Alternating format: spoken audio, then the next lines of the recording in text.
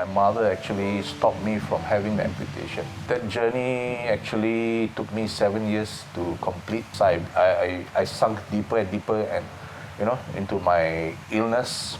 It became mentally very difficult for me to let go of my leg. I'm almost 65. I'm trying to go to the Paralympics by lifting heavy. Ask me anything. My name is Kalai Vanen. I'm 62 years old now. I'm a para-powerlifter for Team Singapore. I'm also a personal fitness coach. Flame alight for the 8th ASEAN Para Games 2015. 2015, Singapore was actually hosting the 8th ASEAN Para Games. One of my friends who was in the committee actually asked me whether I would be interested in representing Singapore in an event called Para-Powerlifting. Kalai will be taking part in the powerlifting as well, so it seems and like at that time I was already 56 years old. Powerlifting requires strength. I think by sheer size I'm like 6'1". I weigh 95 kilo at that time. We actually lie on the bench only, without our feet on the floor. Lying flat on the floor requires only the use of our upper body strength.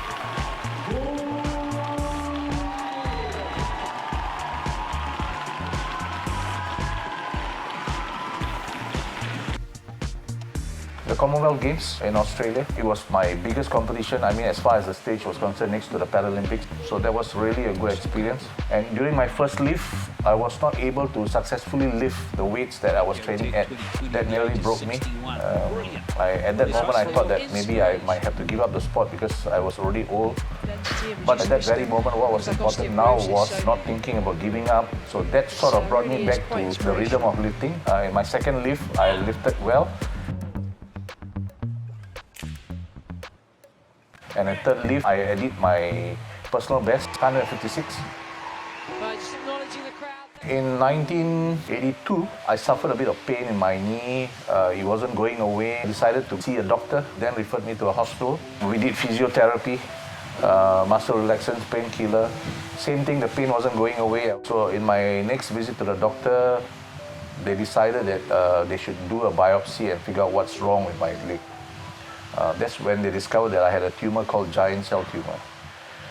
And the only solution then was to have my amputation.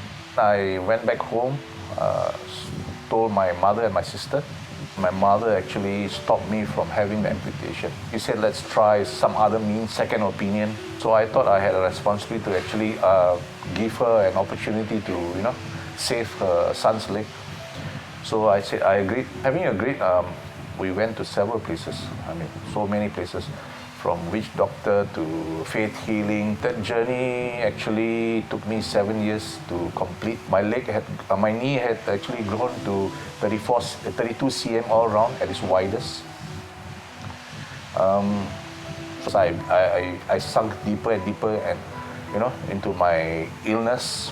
In that 7 years, I was given so much of hope every time I saw somebody. So it became mentally very difficult for me to let go of my leg. And then in 1987, I decided that I had enough of that life of 7 years. I made an appointment with the doctor again, this time without telling anybody. And I told the surgeons I would like to fix a date for the amputation to take place. So that was 1st April 1987. I had my amputation. When I regained conscious from anesthesia, I looked down, the leg was not there, but I felt really light, my entire body. I really felt light. I felt relief. I didn't even think about what I was going to do next. I really didn't have any idea. But the fact that I had lost that tumor was just a huge relief to me. It was quite a surreal experience for me, real. I remember one time when I had to jump off something, I landed on my stump, forgetting that I didn't have my leg on that side of my body. So that was a painful experience. Fell a few times, slipped many times actually, fell many times. I had to relearn how to balance myself, doing things that I would have done without thinking about. In terms of livelihood, work was tough to come by. At that time, who would employ me? But over the years, I've taught my body to balance myself pretty well. My mind, I can do more than any other person that's around me. Obviously, I can't do the walking and the sitting and the standing up, both legs and running, all that, but that's me, right? So I do what I do best.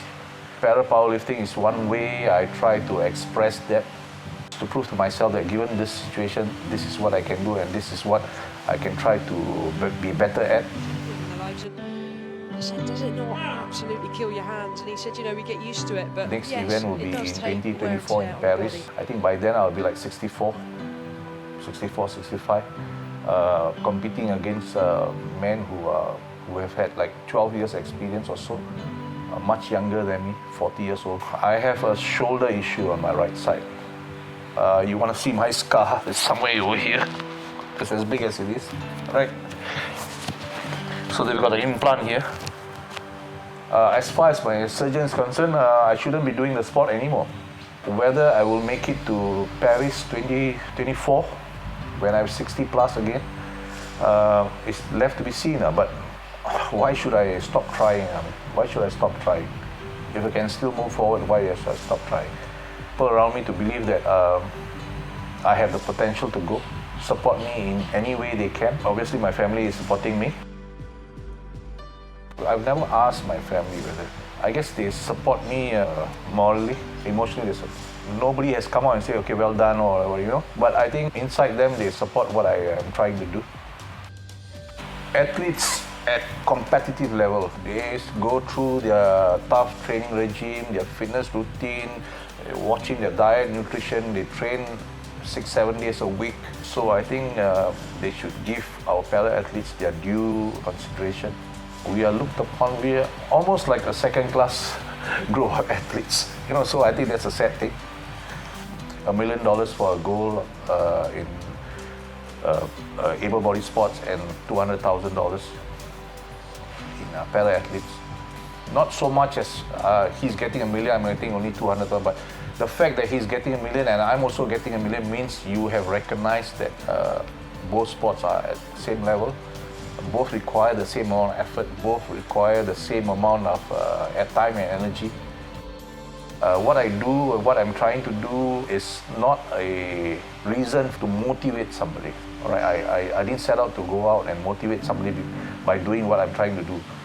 It's challenging myself. Because without that motivation to challenge myself, I think life will end for me actually. Right? If somebody sees me doing what I do, and it makes them feel better, makes them, motivates them to do something else also with their own life, then I'm all for it. But that's not my intention, never my intention to motivate somebody or inspire somebody.